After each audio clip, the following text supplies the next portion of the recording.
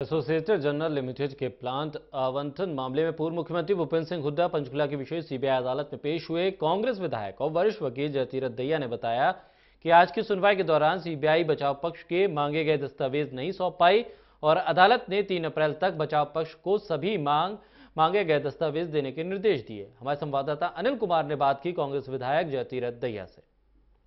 Associated journal limited को plot आवंटन मामले में आज पंचकुला की सीबीआई अदालत में सुनवाई हुई। सुनवाई के दौरान क्या हुआ, इस समय मेरे साथ हैं कांग्रेस विधायक एवं वरिष्ठ वकील जयतीरथ दहिया। इनसे जानते हैं। जी दहिया जी, आज एजीएल वाले मामले में सीबीआई कोर्ट में आज पंचकुला में डेट थी, उसमें हुड्डा साहब आज पेश हुए थे और मोतीलाल वोरा जी ने अपनी हाजिरी एग्जेम्प्ट करा रखी थी, तो आज वो हाजिर नहीं हुए।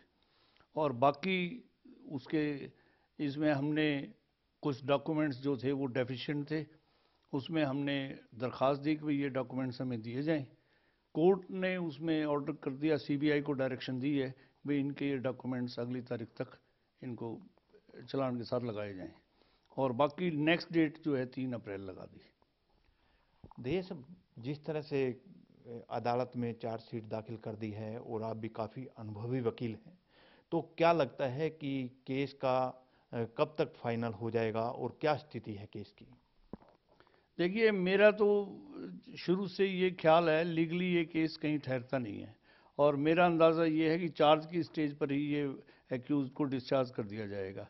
इसमें जो इसके असल हालात हैं वो इस प्रकार थे कि 1982 में ये नेशनल हेरल्ड अखबार है, उसने ये हरियाणा सरकार में हुड्डा डिपार्टमेंट में से ये प्लॉट अलॉट करवाया था और जब ये प्लॉट अलॉट हुआ, जब चौधरी भजनलाल मुख्यमंत्री थे, उस वक्त इन्होंने 2,30,000 कुछ पैसे भरे थे और ये प्लॉट अलॉट हो गया था। उसके बाद इन्होंने उसमें प्लॉट में कोई निर्माण की कार्रवाई नहीं करी, तो जैसे कि रूल्स हैं उस निर्माण करना ज़रूरी होता है, तो वो इन्होंने किया नहीं, तो उस विद इन टाइम नहीं किया, तो वो सरकार ने हुड्डा डिपार्टमेंट ने वो प्लॉट इनका रिज्यूम कर दिया। अब वो रिज्यूम करने के बाद इन्होंने अपील करी, लेकिन वो इनकी सुनवाई नहीं हुई। 2005 में जब हुड्डा साहब मुख्यमंत्री के तौर पर आ गए, तो इन्होंने दोबारा अपील करी और उस अपील में हुड्डा साहब ने इन पर कोई 60 लाख पेनल्टी लगा के और 62 लाख रुपए के आसपास इनसे पैसे भरवाए और ये प्लॉट दोबारा रीअलॉट कर दिया।